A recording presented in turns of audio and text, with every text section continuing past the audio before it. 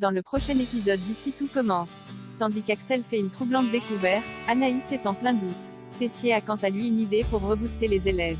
Attention, les paragraphes qui suivent contiennent des spoilers sur l'épisode d'Ici tout commence diffusé demain soir sur TF1. Si vous ne voulez rien savoir, ne lisez pas ce qui suit. Mardi 10 dans Ici tout commence.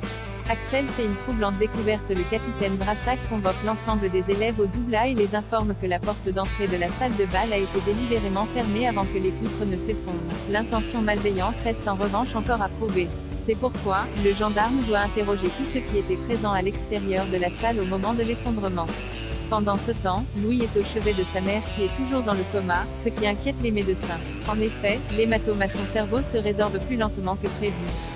Si Charlène est certaine que ça finira par aller, ce n'est pas le cas de Louis qui s'imagine le pire.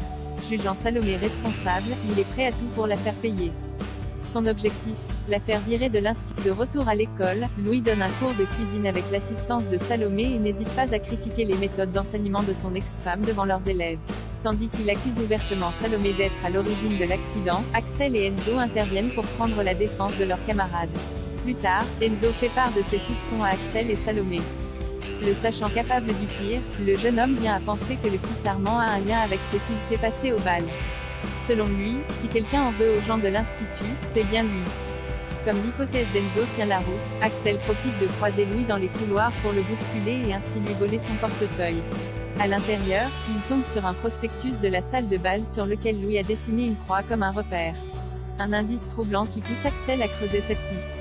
Le neveu de Tessier s'introduit donc chez Louis et découvre les clés de la salle dans ses affaires. Sans attendre, Axel va voir Salomé à l'institut pour lui faire part de sa troublante découverte. Anaïs est en plein doute depuis qu'il a appris qu'il allait être papa pour la seconde fois. Lisandro est fou de joie.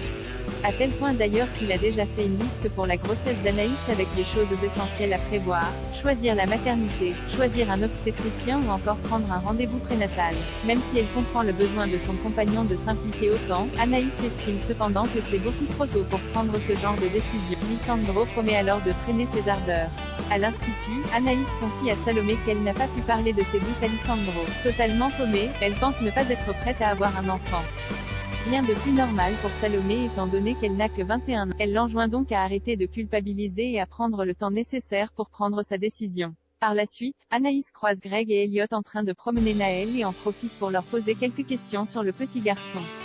Tandis que Greg évoque l'organisation parfois chaotique de leur vie de famille, Elliot a des choses beaucoup plus positives à dire. Peu après, la jeune femme rencontre Enzo à l'Economa et s'épanche sur sa grossesse. Émue, elle avoue qu'elle ne veut pas avoir d'enfant tout de suite car c'est trop tôt. Lisandro étant très amoureux d'elle, Enzo rétorque que quoi qu'elle décide, il sera forcément de son côté. Anaïs l'embrasse alors sur la joue puis le remercie d'être là pour elle. Tessier a une idée pour rebooster le moral de ses élèves. Bien que tous les élèves soient encore traumatisés par l'accident du bal de promo, le doubla reste ouvert. À bout, Hortense craque après avoir raté 3 fois la cuisson de ses carottes. Compréhensif, Olivia et Théo viennent lui prêter main. Malgré tout, elle enchaîne les erreurs. Lors du service, Hortense a même oublié de transmettre à la brigade une demande spécifique d'une cliente. À fleur de peau, elle finit par craquer et se met à pleurer. Heureusement, Anaïs est là pour la réconforter et la prie d'aller se reposer. À la fin du service, Olivia et Théo vont voir Tessier pour lui suggérer de fermer le doubla une journée afin de laisser les élèves souffler un peu. À la surprise générale, il accepte et a également une idée pour les rebooster. Le directeur réunit alors l'ensemble de l'équipe pédagogique et les charge d'annuler toutes les réservations du restaurant du lendemain.